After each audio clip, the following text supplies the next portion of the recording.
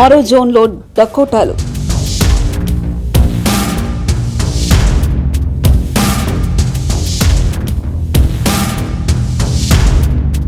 ముగ్గురు దొంగలు, ఒక గజ దొంగ, ₹1,00,00,000 మంగళం. ఆ నలుగురు ఏం చేశారంటే,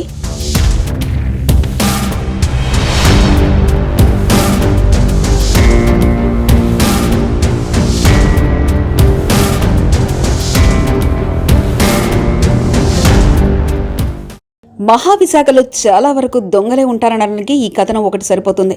ఈ ముగ్గురు సచివాలయ సిబ్బంది ఓ కార్పొరేటర్ కలిపి ₹1,00,00,000 కన్నమేశారు. అది చాలా దర్జాగా దొంగలే గర్వపడేలా కన్నం పెట్టారు. ఒక పక్క రాష్ట్ర ప్రభుత్వం, ఏపీ ముఖ్యమంత్రి ఎంతో ప్రతిష్టాత్మకంగా చేపట్టిన సచివాలయ వ్యవస్థలో ఇలాంటి దొంగలు ఉంటారా అన్నదే ఈ కథనం సారాంశం. నిజమే, ఈ సచివాలయ సిబ్బంది దొంగలే ఇంత ప్రతిష్టాత్మకంగా వ్యవస్థలో దొంగలు పడ్డారనేది ముమ్మాటికి నిజం. ఈ కథనం పూర్తయ్యేలోపు అక్షరశిల్పం పాఠకులకి ఓ మంచి క్లారిటీ ఇస్తుంది.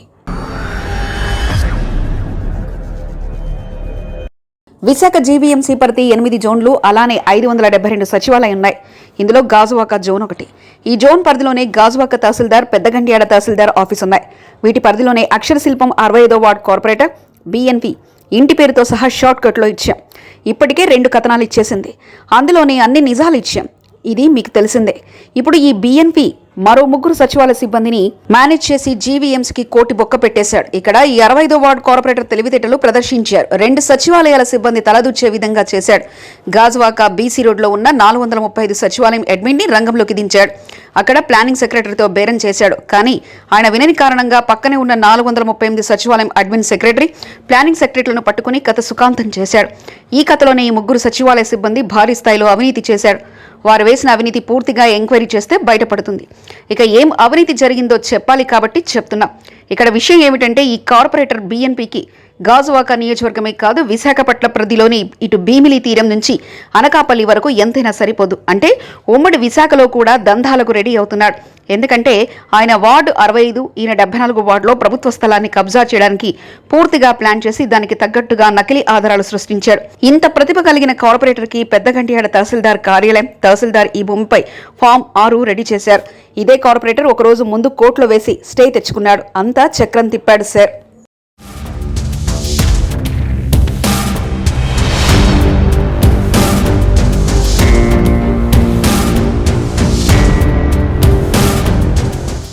ఇదే వార్డులో బోర్వెల్ చిన్నారావు అనే వ్యక్తి ఓ ప్రభుత్వ స్థలాన్ని కబ్జా చేసి రెడీగా ఉన్నారు.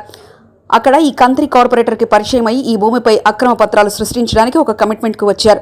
120 గజాల నుంచి 150 గజాల వరకు ప్రభుత్వ స్థలం ఉంది. ఇలా ఈ ఇద్దరు కలిసి భూమిని ఆక్రమించేశారు. గాజువాక BC రోడ్ 435 సచివాలయానికి పరిధిలోకి ఈ ప్రభుత్వ భూమి వస్తుంది. అడ్మిన్ నరేష్ కుమార్కి కార్పొరేటర్ తోడై నడిపించగా ఈ సచివాలయంలో ఉన్న ప్లానింగ్ సెక్రటరీ ప్లానింగ్ ఇవ్వడానికి అంగీకరించలేదు. దీంతో పక్కనే ఉన్న 438 సచివాలయంలో admin secretary Vijay Kumar, planning secretary Mohammed ఇంతియాజ్తో బేరం కుదిర్చేశాడు.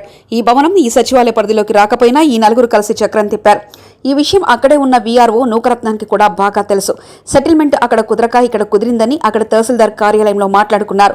65వ వార్డు కార్పొరేటర్ భారీగా బేరం కుదుర్చుకొని ఇది ప్రభుత్వ భూమి, ఈ విషయం పెద్దగండ్యాడ మండల తహసీల్దార్ ఫామ్ 6 ఇచ్చి బిల్డింగ్ ను కూల్చమని చెప్పేశాడు. అక్కడితో ఆమెను విడిచిపెట్టేసి ఈ ప్లానింగ్ సెక్రటరీలు, సచివాలయ అడ్మిన్, అలానే 65వ కార్పొరేటర్ పూర్తి స్థాయిలో ఇన్వాల్వ్ అయిపోయారు. ఇక సదరు అధికారికి తెలియకుండా ప్రభుత్వ స్థలాన్ని ప్లానింగ్ ఇప్పించి బిల్డింగ్ కట్టేశారు. ఇది తప్పని నూకరత్నం పూర్తిగా ఖండించినప్పటికీ అడ్మిన్ దీనిలో పూర్తిగా ఇన్వాల్వ్ అవడంతో ఏం చేయలేకపోయారు. భారీ మొత్తంలో చేతులు మారిన నగదు వల్లే ఈ బిల్డింగ్ కట్టడం పూర్తయింది.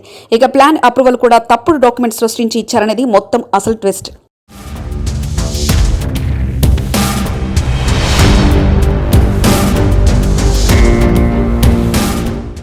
భూమి సంబంధించి సర్వే నంబర్ ఇది కాదు. ఈ డాక్యుమెంట్ కూడా ఈ బిల్డింగ్ సంబంధించిన డాక్యుమెంట్ కాదు.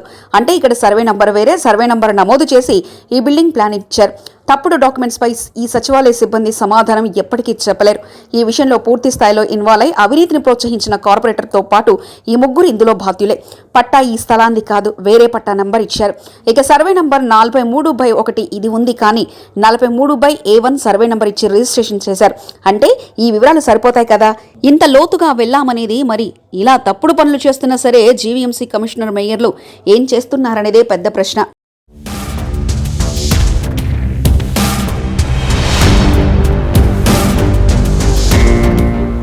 ఇక కొసమెరుపు ఏమిటంటే ఈ తప్పుడు డాక్యుమెంట్లో ఇంటి ట్యాక్స్ కూడా వేసేశారు. దీనిపై ఎటువంటి విచారణ ఇప్పటికీ జరగలేదు.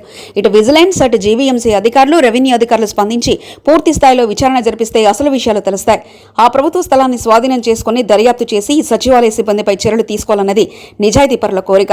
ఇక ఇలాంటి కార్పొరేటర్లు ఇంకా మెయింటైన్ చేస్తున్న పెద్దల్ని, కార్పొరేటర్లని జగన్మోహన్ ప్రభుత్వం అర్జెంటుగా పార్టీ నుంచి తొలగించాలని, ఇలాంటి అక్రమార్కులు ఉంటే విశాఖ లాంటి సిటీ అన్యాక్రాంతం అవుతుంది. ఇలాంటి వారికి పార్టీ నుంచి తొలగించాలని అక్షర శిల్పం కోరుకుంటుంది. మరో కార్పొరేటర్ కథ చెప్పుకోవడానికి మేము రెడీ. అలాంటి వారిని పెట్టుకొని ఏం సాధిస్తారో అధికారులు, రాజకీయ పెద్దలకే తెలియాలి. మరిన్ని కథనాల కోసం సబ్స్క్రైబ్ చేసుకోండి మీ అక్షర శిల్పం.